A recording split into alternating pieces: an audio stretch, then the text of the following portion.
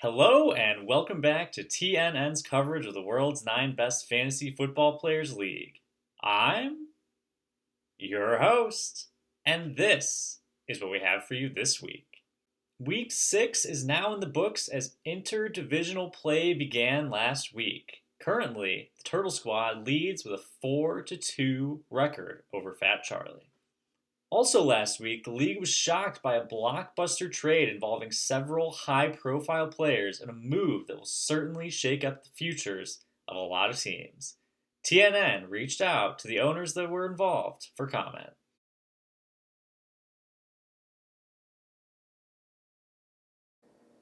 Hello, everyone. Danny Stortz here, offensive coordinator for the historic franchise Undefeated Never Lost. Thank you to TNN for reaching out for a comment regarding last week's blockbuster trade between UNL, Ham and Throw, and the team formerly known as McKisman Balls.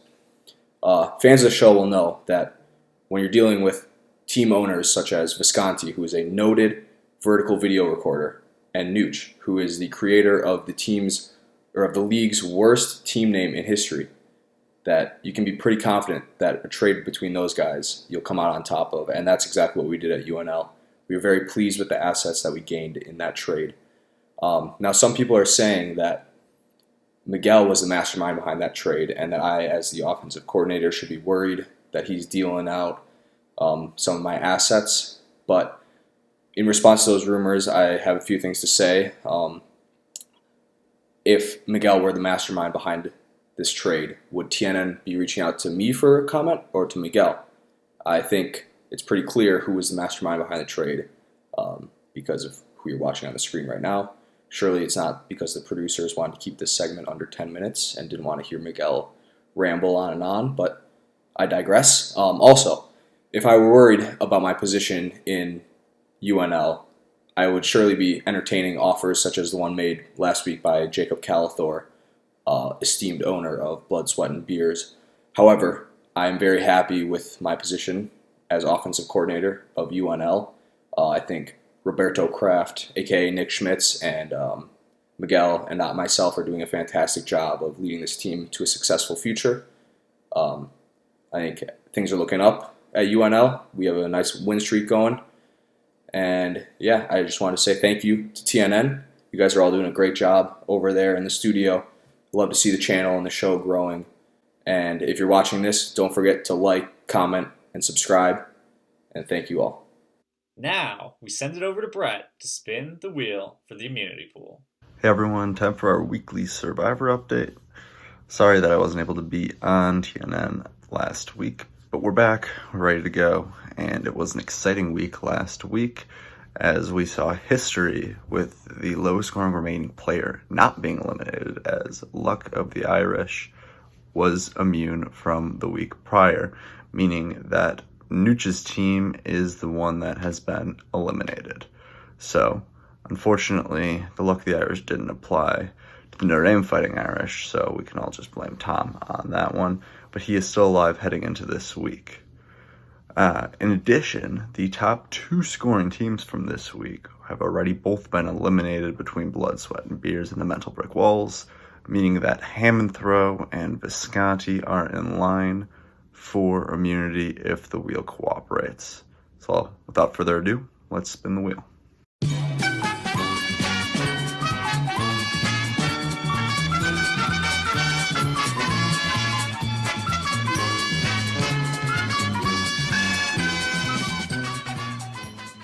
Unfortunately for all involved, we do land on most points, which means that Ham and Throw will be immune for the upcoming Week 7. The other 7 remaining players are all eligible to be eliminated. In other news, unfortunately, drop our second in a row on the Pay for the Fantasy Football League for Everyone pick of the week. We're now at 2-2. We need to get back on the wagon here. I looked at the board. I'll be honest, I hate it. I hate everything about it. I couldn't find a single game that I liked, so we got to go to one that we hate. I don't understand how they can be favorites. This is going to be the 3rd time this season that I've already backed them. But we're going to go to the Broncos at home at Mile High, -1.5 against the Jets. It's ugly. I'm just going to keep believing that things are going to click at some point, even though Russell Wilson is probably washed at this point and Nathaniel Hackett is a complete moron. Let's get back to it. Let's get back to the winning ways. 3-2. Good luck to all remaining people left in the survivor pool, and enjoy your NFL Sunday. And now, here is Danny Football with his picks for Week 7. Hey, what's up, guys? The world's 9 best fantasy football players expert, Danny Football here, back with another week of expert predictions. Last week was probably one of my worst weeks ever, going 1-5, bringing my total on the year to 18-18 after the stat correct from 2 weeks ago, where Undefeated Never Lost squeaked out the win on the stat correct. I guess Jacob finished 2-4, narrowly beating the expert for the first time and guaranteeing him a spot back here in the playoffs. But now, it's a new week, there's a new guest, and a new chance to beat the expert. So guest, why don't you go ahead and introduce yourself? Hey guys, Miguel Manella here, defensive coordinator of the historic franchise, Undefeated Never Lost. Really glad to be here at TNN again. I feel like you're always scared to have me on. You always pick me to come when it's like when you got 2 or 3 pretty tough matchups to guess. Like you always ask like the first person that came to mind was Jacob, but he's already sad that I keep picking on him so much. But I feel like every week it's like I'm just like scrolling through the video and it's like oh, who do you think is gonna win, a SWAT team or Team Vanek? Yeah. And it's like this week we have some actual like takes. Yeah. We have some hot takes here. I think we're probably gonna disagree on a few of them. So yeah, I'm excited to get this started. Hey, you got to bring the expert on when it's tough matchups. That's me. Yeah, I'm the absolutely. expert. No, okay. We'll see about that. There's someone who's like chirping you off in the comments of your YouTube videos. Oh yeah. Love that guy. That guy. Super funny. All right, first up, we have Bart Harley, Jarvis Landry taking on Team Vanek. Bart Harley favored at 81% in this one. Huge favorites. This really does not come as a surprise. This Team Vanek is frankly just terrible. Every week I get on the show. I have my producers write the exact same script for me. Team Vanek equals bad. And, every week they kind of just continue to surprise me with how bad they can be. 0-6, they're off to the worst start in league history, taking that honor away from the 0-5 undefeated never lost teams of 2020 and 2021. So congratulations to the UNL leadership. They do not hold that high honor anymore. If I'm Team Vanek, I think they really just got to trade away any assets they have before the trade deadline. I think Keenan Allen, DeAndre Hopkins, got to go. I'd probably look to sell A.J. Dillon. Really, just anybody on this team that has any value at all, they got to go. This team, terrible. They're not going to make the playoffs. Cash out now. Start the rebuild. For Nooch's team, I really don't even need to say anything. They're good. Team Vanek bad. They're going to win even with Josh Allen and Delvin Cook out.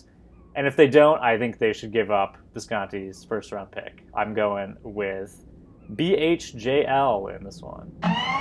Yeah, I mean, great pick, right? This guy's an expert. Thank you. Okay. Like you said, I think Team Vanek has to start giving away all of his assets. I'd go so far as to say as that I don't think he has enough right now for a rebuild. I think Drake London, George Pickens look good. A.J. Dillon's kind of there, but these 2 or 3 guys plus Bijan, who he's probably going to get, are probably still not going to be enough. If I was him, to be honest, I'd probably deal away, like you said, Keenan Allen, DeAndre Hopkins, but potentially even that 101, try and get a few firsts out of that. And then he probably, if he made a few good picks, would have a pretty exciting team after that. That's what I think. But like you said, they're just bad. If this was Avalon, they'd be the assassin. It's not Mordred that they're bad and people don't know that he's bad. It's not Morgana where they're bad and like some people think they're good. They're just straight bad. Everybody knows they're bad. Bart Harvey, Jarvis Landry. I had to write that down.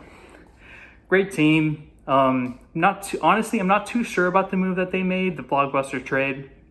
I think they look really good right now, but they're still a little bit shallow, and to the point where a few tough bye weeks, a few tough injuries might get the better out of them. But it's really exciting still to have a team that, on paper at least, is better than SWAT team.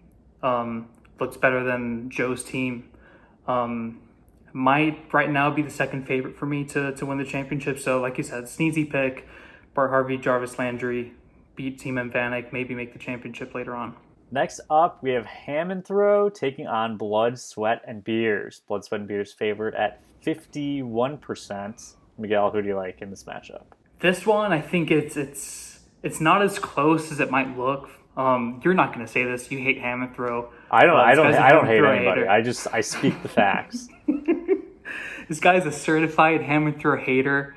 Visconti, I'm with you. Everybody hates your team. I think you made a great move. I think you got two great assets in this trade that you just made. Still, it's just, right now, it's not a great team. And Blood, Sweat, and Beers, sneakily, they started out the year not doing so well. And they seem like they're the Brooklyn Nets every year. They look hot on paper. Everybody likes them. And then they don't seem to perform as well as they should, and then everybody's off of them suddenly. But I think this might be the year for them. Alvin Kamara looks like Alvin Kamara. Jamar Chase might be back. Myles Garrett is actually back from his injury. Aaron Jones, especially this week, is going up against Washington. So yeah, like I said, I think they're a championship contender. They had pretty much, other than 1 week that they put up 120 points, they've been spectacular. And even though, like I said, Ham and Throw got those two major young assets, it's not enough for this week. They're not going to do well this year, in my opinion. So I've got Blood, Sweat, and Beers in this one. Yeah, I like that pick here. Ham and Throw, I think they're probably going to try to point to the fact that they won last week as proof that their team is good. They're not. Their trade, the blockbuster trade, really just baffled me as an expert. I don't know why they were giving up their first round pick with a 1-4 record. I guess, in typical Visconti fashion, they assumed that they were going to win out, and they're going to win that trade with Nooch by swapping first round picks. Najee, already trash, and any owner that was even considering trading for him needs to seriously reevaluate their priorities in fantasy football. Don't listen to him. Blood, Sweat, and Beers, on the other hand, has been really solid lately. Things, I think, are finally starting to click for them. They put up a huge score last week, 250, top 10 in league history. And I guess all they needed to do was lose in the survivor pool to finally figure things out. Alex Singleton, greatest IDP player of all time. Fantastic pickup for Blood, Sweat, and Beers. I expect him to put up 30 points or whatever he did for the entire rest of the season. Joe Burrow, Jamar Chase, on the same page. They're cooking. Blood, Sweat, and Beers, they got no big players on bye this week. I think they're coming into this one strong. I like them in this one. Yeah, classic easy pick by the... Do you ever not go with sleeper? That's my question. The experts just... Stay tuned. Stay tuned to find out. Sure thing. Okay. Next up, we have Luck of the Irish taking on the Texarkana Bandits. Irish favored here at 52%. I think the story in this one is really the bye week. Look, Miguel, I know you're a fan of the show. Fans of the show know that I'm high on the Bandits. But when the Eagles are on a bye and their entire offense is out, it's a very hard team to get behind. There's a little glimmer of hope, but it's hard to see. Luckily for them, though, they're playing Luck of the Irish, who I am not very high on this year. They came crashing back down to earth last week, being the first team to ever have to put immunity in the survivor pool to good use. They don't have too many big guys on a bye week, but regardless, I've learned my lesson from picking against the Bandits. It doesn't do good things for my record as an expert when I pick against the Bandits, and I'm going with the Bandits this week. Yeah, I think that's very apt analysis. Thank you. Expert goes in, sees that Justin Jefferson, AJ Brown, and Devontae Smith are out, and Dallas Goedert are out, and he's like, "Yo, I think the Texarkana Bandits have a bye problem this week." That's true. Listen to this. Yeah, I understand. The Texarkana Bandits are a much better team than Look of the Irish.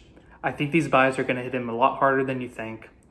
The only thing that makes me think that they might have a sliver of hope is the fact that they have some really good defensive matchups. You know, me, defensive coordinator. True. I love analyzing the defense for these teams.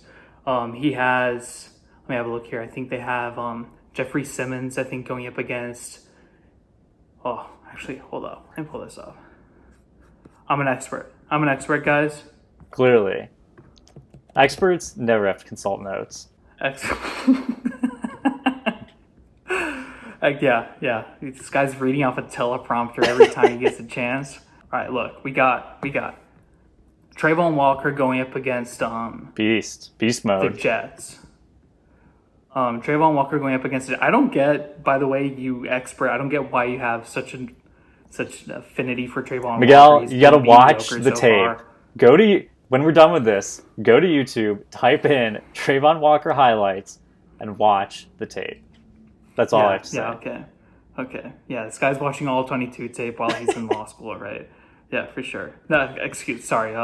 Danny Football is not in law school. No, of course. About that. Trayvon Walker going up against the Giants. He got Max Crosby going up against the Texans. Jeffrey Simmons going up against the Colts.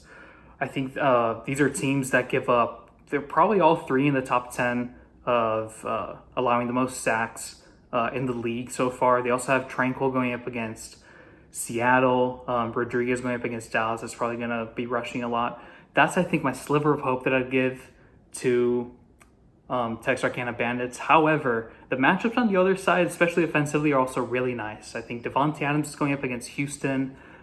We have Romeo Doubs going up against Washington. I'm a Packers fan. I believe that somehow we're going to have to get out of this rut, and it starts this week. So surprisingly, I think this might be the last win that they get this year or close to. But I'm going to go with Luck of the Irish. All I'm going to say is that if Texarkana Bandits get out of this week, which is by far the worst week that they have bye-wise, it's going to be a major win, and they're definitely going to be headed to the playoffs. Next up, we have the SWAT team taking on the Mental Brick Walls. SWAT favored at 58%. What are your thoughts on this one? Yeah, so SWAT team, I think what nobody has said so far, and I'm really surprised, is that the last 2 weeks have been an experiment in the Nerf sacks department, right? SWAT team, repeat champs. They've been completely dominating the league. And all of a sudden, now that TJ Watt and Nick Bosa are gone, they look completely mediocre, right? That's probably not the only reason why they look kind of bad. You know, they used to be a really deep team. But now, like, Montgomery, Sutton, Deontay Johnson all look kind of like iffy, trash, kind of. They've all lost their fire, and like now SWAT team kind of has a problem with both their flex spots. Mental Brick Walls, on the other hand, are really confusing. I was really excited to get their first round pick next year. They were the second overall pick, very close to first overall pick this season just now. They didn't really make any big offseason additions. Obviously, they got Kenneth Walker, but they had Rashad Penny, so it's kind of like a zero-sum game. Hey, they got Russ. Don't sleep on Russ. Yeah, right. Their big offseason move is getting Russ. And all of a sudden, like, their team is really good. Amon-Ra looks great. I guess, like, I honestly, I don't even know what happened to this team, but all of a sudden they're 4-1, and I'm regretting that trade. They're 5-1. 5-1. Don't sleep. Give them their respect. 5-1, and they look like they could keep winning. You know, these teams, even as they currently are, I'd probably go with the SWAT team. But given the current matchups, it's a little tricky. Nick Bosa is going up against Kansas City. DK Metcalf going up against Derwin James. Kenneth Walker is going up against the Chargers run defense. You know, Amon-Ra going up against the Cowboys, which I think they're going to have to throw a lot. So the only thing keeping me from picking the Brick Walls is the fact that Stephon Diggs is out, though. So I'm probably gonna go with SWAT team. Even though in general, on paper, it's pretty surprising. I think that mental brick walls look better than the SWAT team right now. Yeah, I think that's some pretty good analysis there. The Stephon Diggs being out was also something that I noted as a big game changer in this matchup. These are both teams that really could use a win right now. SWAT has been looking rough, to put it lightly, the past couple of weeks, losing to two of the absolute worst garbage teams in the league. The team, they've really fallen off since last year. You know, they've got the injuries, like you said, T.J. Watt, Nick Bosa. A lot of their wide receivers have fallen off. Deontay Johnson, DK Metcalf. I'd imagine that if anyone was trying to trade for DK Metcalf right now, the commissioner would be all over that trade, just immediately sending him out. Because whoever wants to take DK, clearly a sucker. But this is a team, they're in real danger of going below 500. I think for the first time ever. All of my editors check me on that one. Brick Walls, currently the best record in the league. What an expert, huh? Currently best record in the league, 5-1. I am the expert. But they have 3 4-2 challengers in their own division behind them. So they got a lot of very hungry teams to keep at bay. I think this one, basically 50-50. Brick Walls, they've been hot. They're out of the survivor pool, but they're still hot. SWAT team, not so hot, still in the survivor pool. I think SWAT team, they need a big win. They're going to get a big win. They're going to course correct this week. And I'm picking the SWAT team. Sure, he's going with exactly what I said. I'll tell you what. No, I'd I'm the love to expert. I'd love to. I'd let Okay. you pick what I say. Okay, yeah. The one thing that I've always noticed in these videos is that for the easier matchups, it's like, oh yeah, no, I'm gonna go first. Let me say everything that I think. I think Vanek is terrible, and I think they're gonna lose. For the tougher ones, you're like, whoa, what do you think? What do you think? Oh, let me look at these notes over here and say what I had prepared. Nah, this guy's a fake. Yeah? This guy's a fake. Who you got in the next one? Yep. Who you got? Okay. Next one. How about you open it? Oh, first? you're right. All right, I'll Always- take that one. That's what you're really good at. You're good at reading things off a teleprompter. Moving on, we have the Pumper McNichols taking on Team Big Chungus 22.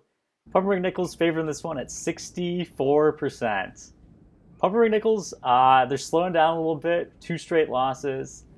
Luckily for them, the other top teams in their division, they've also really not been able to figure out how to win lately.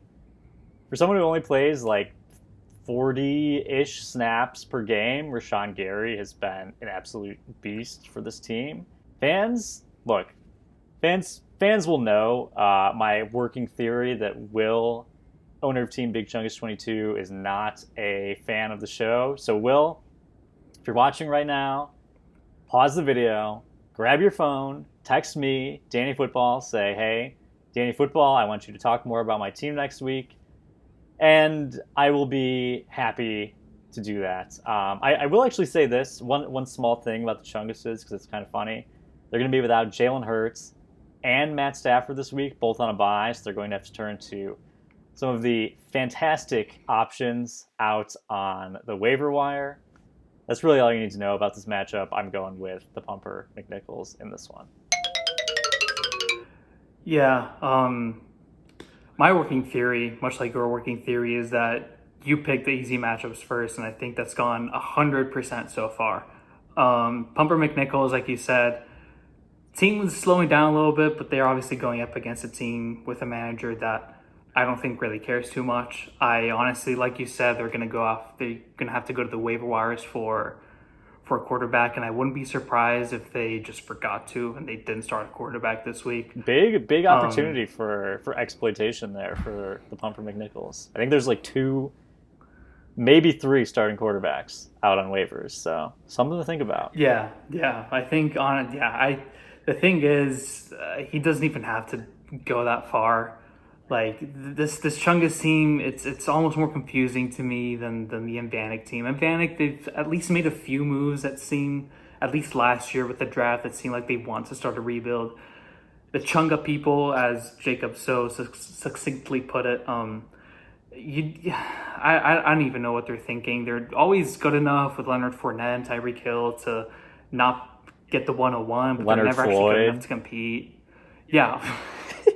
Yeah, that was their big offseason move, wasn't it? Yeah. That was, yeah, exactly. I think, but like you said, going a little bit deeper into Timmy's team, Pumper McNichols, it's the same old for them. They start off hot, but then it's obvious that Lamar's not going to put up 40 points every week. Jamal Williams is not going to keep up his volume. So it just makes the team look better than it actually is. Obviously, Javonte Williams is out, but he wasn't even that good while he was in. For him, the defensive line looks great this year. Like you said, we have got Rashawn Gary, which pains me to say that he's good because I was really trying to get him off of Timmy's hands. Him and Pete Werner were two that I kind of called early on and I still wasn't able to get. And they actually have some really good matchups this week. They're going up against Commanders and the Bears, both allowing the most sacks by any team in the NFL. Unfortunately, like I said, they don't really need a big week because they're going up against Chungus. They're already missing two of their four big stars and Jalen Hurts and Miles Sanders. And yeah, I think really this matchup kind of manifests or encapsulates the Leonard Floyd, Mike Williams trade, in that Will just shoots himself in the foot with a terrible trade because it's a bad team, right? And Timmy makes a flashy trade for a guy who starts the season off well and then just teeters off at the end. It's great. This is just poetic. This is poetic. They're going up against each other. It's marvelous. I'm going to Pumper McNichols. The only thing I want to say is that I was really surprised that Will actually didn't watch the show when you did your wings thing with Grayson. I thought that was really entertaining. I thought that would have been a poll, and he would have finally reached out to you after that. I now understand why you got me on the show, because I believe the only bigger attraction to the audience than hot wings and people crying is me. So I think maybe, yeah. I think you were probably the second person I reached out to get on the show this week, but you can keep telling yourself that. Yeah. Okay. Okay. Yeah. All I'm gonna say is I'm pretty sure, and I'm not gonna interfere with this, but I'm pretty sure Will is gonna finally reach out to you just because he wants to see my hot takes. He knows I have a lot to say. We'll see. We'll test that theory. Finally, in our marquee matchup of the week, we have undefeated, never lost, taken on Then He Waddled Away. Waddle favorite at 57%. Who do you like here? 2 for 2 with my theory. 2 for 2. Give me the hard matchup, but here we go. All right. You guys already know that I have a lot to say about this. This is a rivalry that goes back to probably the biggest controversy this league has ever seen. True. Right? I would love to beat up on Waddle Away this time, but let me just get into the analysis. I'm getting a little heated here. At the end of the day, it's interesting because these teams are almost opposites of each other. Waddle Away came into the season probably thinking that they'd be competing for a title, and it really doesn't seem like they are even close to that so far. Their team kind of took a step back since last year. Jalen Waddle is obviously not looking as hot since Tyreek came in. Cooper Kupp, the Rams offense doesn't look the same. J.K. Dobbs isn't what people thought he would be. So kind of a disappointing start to the season. Undefeated, never lost. They started the year probably thinking that they'd probably go 0-5 again. They went 0-3. And then improvement. All of a sudden they kind of look kind of good. Undefeated, never lost used to be a more defensively strong team, and now they're more strong on the offensive side. It's the opposite kind of now for Waddle. They used to be a really strong offensive team with Cooper Kupp and Cordero Patterson. They're out. They're now more of a defensive team. I think this is gonna. I'm not sure if I'm putting heart over mind here, but I think we're gonna kill them. Okay. I think it's not gonna be close. I think we're gonna finally put up like a 200 point week. And would that be the first 200-point week ever? Maybe.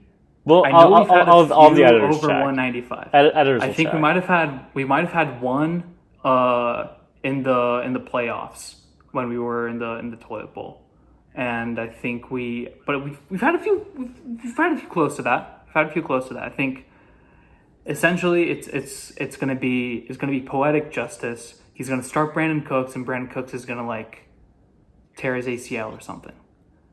And I don't root for injuries, but this time it would just be too perfect. It's too perfect. So that's my pick. I'm going with undefeated, never lost. Yeah, this is one I always have circled on my calendar. Classic rivalry. These two teams competing for the Brandon Cooks Trophy. Waddle, they've really cooled off since the start of the year. They started out pretty hot. They barely squeaked out a win last week with a nice 160 points. Also possibly in Sack Crick territory, so check back. Maybe they ended up losing. They're gonna be without Cooper Kupp. It's really great. You mentioned Cooper Kupp and J.K. Dobbins because I had both of them in my notes already. So thank you for doing the analysis I'm sure you for did. me, Miguel. I'll take a screenshot. I'll put it in the show. Tell my editors to put it in. J.K. Dobbins, I think he's just not going to be fantasy relevant anymore. Really, not a lot to like for Waddle right now. I think they really got to try to turn things around. For undefeated, never lost. On the other hand, this is a team I actually quite like. In my dreams. I think that they were the biggest losers, actually, from the blockbuster trade last week. Najee should have gotten a much, much bigger return. And they still have the same problem of just having a billion draft picks. So I'd love to hear how they think they're going to be able to draft like 12 guys next year and roster all of them. You're going to be in a very tough spot where they have to just burn through these picks, make trades at a discount just so that they don't have to make all 12 picks. Once again, special teams for undefeated, never lost. Justin Tucker, elite. Fantastic, best in the league. But the rest of this team, it's really hard to find those diamonds in the rough to really instill confidence and make you think that this can be a championship team. There's look, they've got all the picks. Do they have the pieces? I don't think so. I've said it before, and I will say it again. Undefeated, never lost. See me in 5 years. And certainly do not see me this week. I'm going with Waddle in this one. You're just a hater. You're a hater. You're going to swallow your words. I don't hate. I simply speak the truth. You speak off a teleprompter. Hack. Well, Miguel, thank you so much for being on the show this week. I'm wishing you all the worst with your picks. You can't beat me. I'm the expert. Again, thank you for being on. And I look forward to having you on again next year. Okay. Yeah, I see. I'll see you week 12. See you week 12. Week 12? When I'm still in the... No, sorry. No. Sorry. I'm thinking... Classic undefeated, never lost. Doesn't even know when the playoffs start. Unfortunately, yeah. In our minds right now, we're really going hard for Survivor Pool. So we're thinking week 12 is when it really heats up for us.